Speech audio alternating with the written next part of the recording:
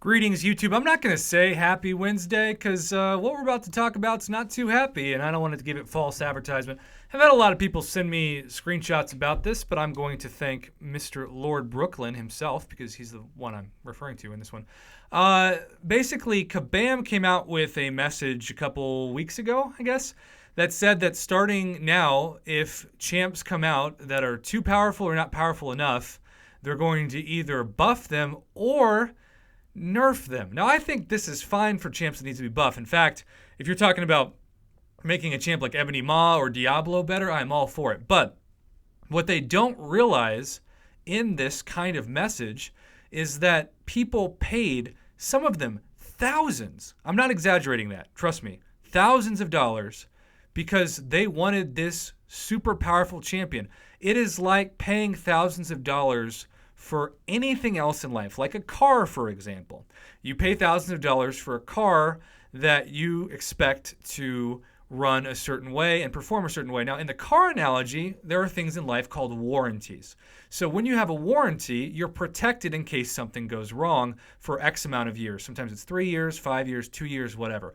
But the dangerous precedent that this is setting, and I promise, I'm not trying to be a Debbie Downer. I'm not trying to whine. I'm just trying to tell it like it is. And those of you who followed my channel know I'm going to praise Kabam when they deserve to be praised, like I did with Marvel Insider last night. But I'm also going to talk about Shady when Shady is present, and this is beyond Shady.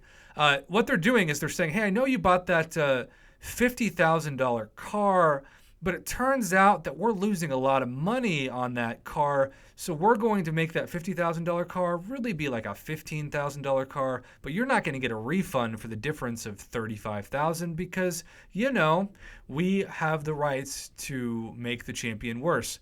You are seeing the slippery slope that patch 12.0 started and the community was such an uproar that they kind of backed off. And then we had champions that in some ways made Scarlet Witch or Thor look like they couldn't compete. Like you have champions like Ghost and Domino, etc., who have been doing crazy awesome damage for over a year now.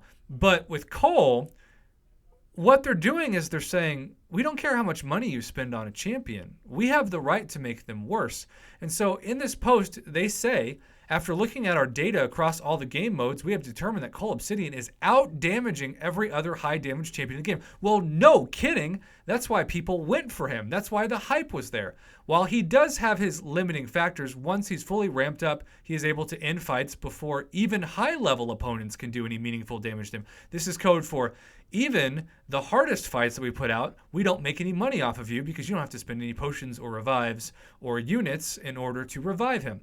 The goal of Cull's rebalance is to make tuning changes that keeps Cull Obsidian as one of the top damage dealers in the game, while apparently not the top, according to them, which they're saying they're going to make his damage worse.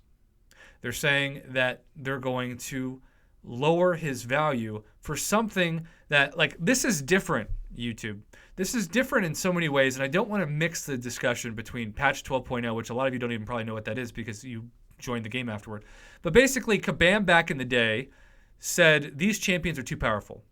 It's become a game as to who could get Black Widow, Thor, Scarlet Witch, Doctor Strange, etc. And so we're going to make them worse, but we're going to give you rank down tickets, which, by the way, as a minimum, the people who are affected by this with Cull's should get She-Hulk-like rank down tickets. But just the fact that I'm even having to go to that really worries me because it's total 100% BS.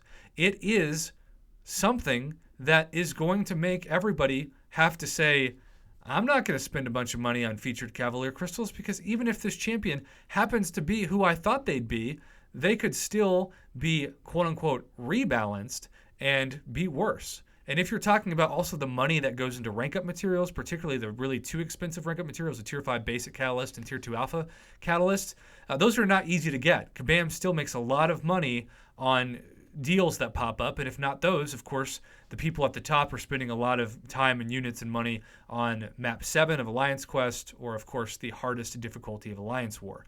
So this is such a slippery slope. And I got to tell you, this is the kind of thing that makes me so thankful Kabam would rather have the company probably go bankrupt than make me a content creator, because we should not stand for this as a company. If we let them get away with this without bringing up the same legal and relevant factual arguments that cause them to have to give a second compensation package for patch 12.0, then this is going to be one of those things that you can't trust a company because they don't do enough testing. They only find out that the Cull is too powerful after we have YouTube videos coming out from content creators and just regular YouTubers or Reddit posts or forum posts or whatever that show the damage output. They let the community do the testing for them, and then when the community proves that their champion is too powerful, they use that data to nerf the champion. It is lazy, especially for a multi-million-dollar company. It is wrong, and it is something that really is such a slippery slope, such a danger to the future of the game.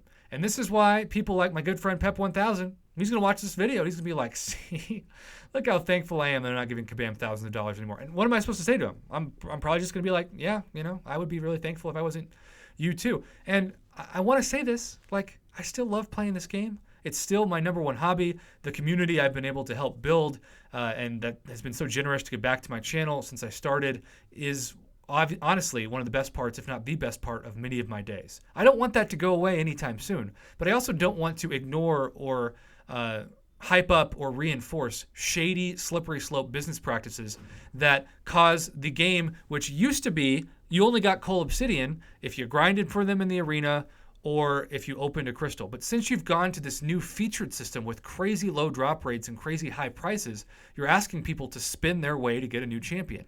And so when you have people who legitimately spend thousands of dollars of their own money for a champion that then you make worse, it is just devaluing the currency of that purchase to the point that no other business practice could get away with without having the Better Business Bureau just up on them. And I truly believe that. It's one thing to have this be something that makes champions that suck better, like Ebony Maw and Diablo. But then, of course, there's also the discussion that why are people doing this now instead of, say, with Groot or some of the older champions? It's because of the featured Grandmaster and featured Cavalier price tag. They know that people have spent money, so they're going to get to the champions that spent more money first. But when you factor in the cost of making them one of the top damage dealers in the game, like they said with Cull, instead of the top, then you're getting into a really, really bad, I know I've said it a lot, but I'm going to repeat it, slippery slope. This is terrible for the game. This is terrible for the community. And I would continue to encourage people to post forum posts on this, to demand answers. And if you're a Cull Obsidian owner that's taken him to rank 2 as a 6-star or rank 4 or 5 as a 5-star, you should be up in arms about this. Because even if he's still one of the best champions of the game, that's not what you paid for. And that's a huge problem.